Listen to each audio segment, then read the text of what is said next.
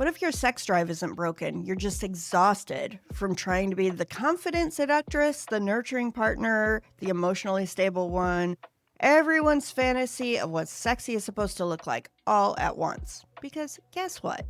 That shit is not sustainable.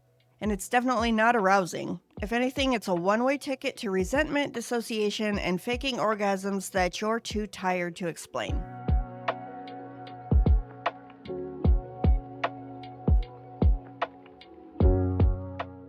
Hey love, welcome back to Untamed Ember, the podcast where we get real about shame, sex, and why your ex was probably the problem.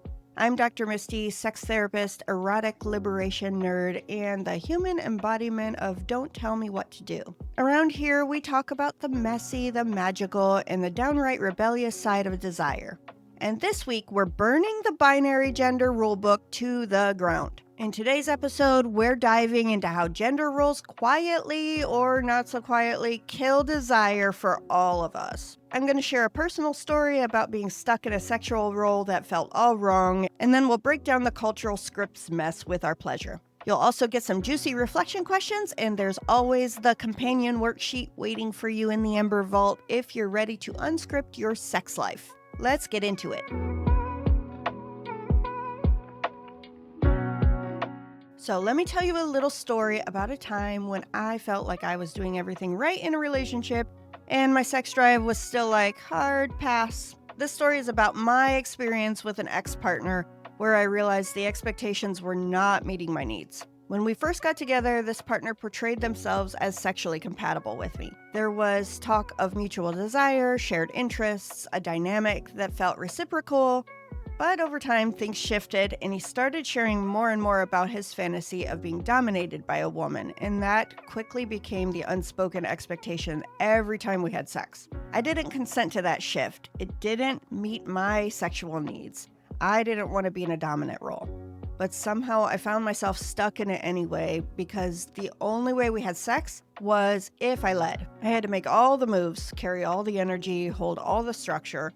And the more I tried to stay present, the more I realized that I couldn't. Because domination, at least the way that he needed it, it really kept me in my head. I had to stay cognitive and I had to make the decisions. There was no room for surrender, no dropping into my body, no dipping into subspace. And the wild part, he thought he was being accommodating, like I was the one in power. But I didn't feel powerful. I felt stuck. I felt like my own desire had to be suppressed so his fantasy could play out. And slowly, sex started to feel like work, like obligation, like something I had to initiate and maintain just to keep the peace. It didn't hit me all at once. It crept in slowly every time I felt numb instead of turned on, every time I went through the motions but my body was checking out, every time I told myself, just get through it instead of what do I need right now? And eventually I couldn't ignore it anymore. I wasn't choosing this dynamic, I was enduring it. That's when I realized it wasn't dominance. This wasn't power exchange. This was erotic self-abandonment. I had traded my pleasure for the illusion of control. And underneath all that performative confidence was a really simple truth. I didn't want to lead. I wanted to let go. But somewhere along the line, I'd been taught that asking for softness made me weak. That surrender was a liability. That craving to be held, guided, ravished meant I wasn't strong enough, capable enough, feminist enough. But the truth is, my desire doesn't make me weak. It makes me honest.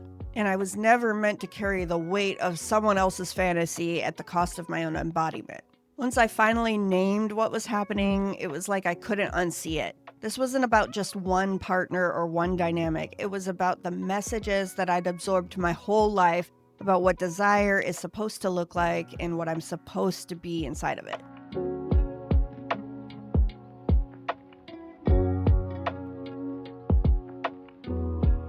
The gender roles we're taught to perform, especially when it comes to sex, are built on a binary that's rigid, narrow, and honestly pretty boring. There's the dominant masculine, the receptive feminine, the pursuer, the pursued, the confident initiator, and the passive object of desire. And these aren't just personality traits. They've been marketed to us as defaults. And if you don't fit the default, you get shamed, or ignored, or fetishized, or told you're the problem. These roles go way back, like Victorian purity culture and colonial repression levels of back. And they weren't about pleasure, they were about power. Women were expected to be modest, chaste, and sexually passive until marriage, when they were supposed to be magically sensual, giving, maternal sex goddesses. Meanwhile, men were taught that wanting sex was their nature and not wanting it was emasculating. Desire became a performance of gender, not a personal embodied experience. And that performance, it lives in our bones now. Even if we intellectually know better, a lot of us are still acting out scripts we didn't write. Maybe you learned that being turned on means being loud, flirty, or always in the mood. Maybe you were taught that your job was to please your partner first, that your own arousal was secondary or even selfish. Desire isn't supposed to be a performance. It's not a role to master or a character to play. But when you've been fed a script your whole life, taught to look hot but not hungry, confident but not needy, sexual but only in the right ways, it's no wonder your turn-ons get tangled in shame. That kind of conditioning doesn't just live in your brain. It lives in your nervous system, in your body, in the way you second-guess your wants before you even feel them. That's not your truth. It's programming. And just because it's been rehearsed 1,000 times doesn't mean it deserves an encore. So let's pause here. Not to fix anything, but to get curious. Because when you start asking whose voice you're channeling in bed and whose gaze you're performing for, that's when shit starts to shift. So here's your invitation this week. No judgment, no fixing, just curiosity. Ask yourself, what role do I default to in sex or relationships? Is it the one who nurtures, initiates, waits to be wanted, performs competence? Where did I learn that role? And who benefits when I stay in it? Do I actually want to show up in that way, or is it just what's expected of me? And what do I notice in my body when I try to step outside that role? These aren't questions to answer perfectly.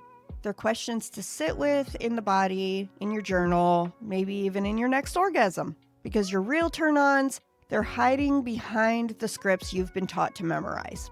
If those questions stirred something up or made you want to burn an old version of yourself to the ground, you're exactly where you need to be.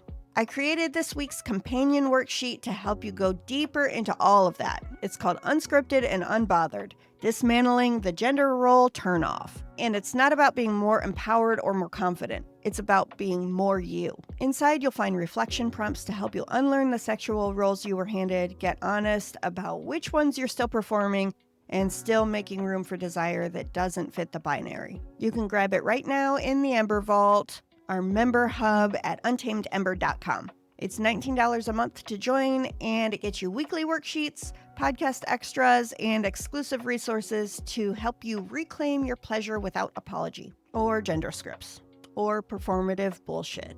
Just the good stuff. Before we wrap up today, I want to share something that came into the inbox recently. A listener, we'll call her Sam, wrote in with something that really resonated with this month's theme. She said she's been in a long-term relationship for over a decade, and while it's not abusive or overly toxic, it's just kind of flat. She described years of performing a role she didn't choose, always being the caretaker, the emotionally safe one, the one who keeps things moving. And in the bedroom, that pattern showed up too. Sam told me she realized recently that she's never actually asked herself what she wants, sexually or otherwise. She said it hit her one morning while folding laundry. The house was quiet for the first time in a long time, the kind of quiet that feels like too loud. And her kids are grown, her job is stable, her marriage isn't awful, it's fine, predictable, safe. But something about the stillness of that morning made her stomach twist. She told me, I couldn't remember the last time I did something just because it felt good. Not helpful or productive, and just good for me. She started tracing it back.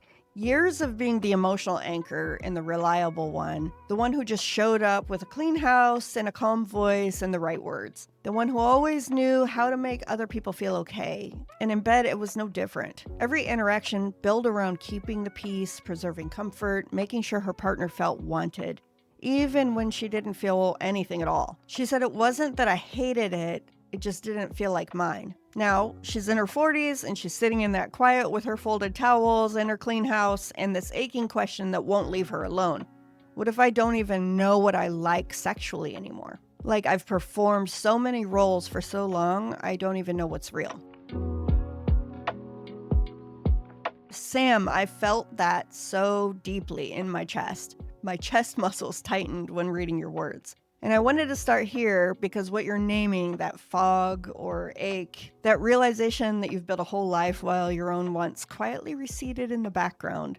That's not just real, it's common. And it doesn't make you late to the game, it makes you brave. You've done what a lot of us were taught to do. Be the peacekeeper, the caretaker, the one who gives and gives and gives. And now you're in the pause after the storm, the moment where everything is still and you finally have time to ask yourself that question that's been waiting under the surface for years. What do I actually want? It's a terrifying question because it doesn't just open up a door to desire, it opens up a door to grief too. It opens the door to all the times you silenced yourself for somebody else's comfort, the sex that you tolerated, to the moments you said yes with your mouth but no with your body. But here's what I want you to know, Sam. That question, that means you're coming back to yourself. You're not behind. You're not broken. You are finally becoming. And right now, the most powerful thing you can do is to stop trying to have a clear answer. Desire doesn't always arrive with a name or a plan. Sometimes it starts with just a little feeling, like a flicker or a pulse or a whisper of curiosity. You don't have to go digging for fantasies or force yourself to figure out what turns you on. You can start smaller and really slow. Just start with this noticing. Ask yourself, when do I feel a tiny bit more alive? What softens my jaw? What makes me laugh without thinking about it? What happens in my body when no one is asking anything from me? Let that noticing be enough for right now. You spent so long holding everyone else. This moment, this question, is the first time you're offering your body a soft place to land. Let that be the beginning. This version of you that's asking this question, it's so worth listening to. She's not a problem to fix. She's a voice to trust. That's your inner instinct. Sam, thank you so much for trusting me with your question and that part of your story and allowing me to share it with all of our listeners. I know how vulnerable it is to even ask, especially when you've had a lifetime of being the one who holds it all together. And for anyone else listening who felt a little too seen just now, you're not alone. These questions matter. Your voice matters. And the parts of you that feel uncertain or quiet or newly curious, they belong here too. If you have a question you'd like me to explore on the podcast, whether it's something you've never said out loud or something you're still figuring out how to ask, you can send it to hello@untamedember.com. You can stay anonymous or use a nickname, or I'll make a nickname up for you if you'd like. I read every message and I'll always respond with care.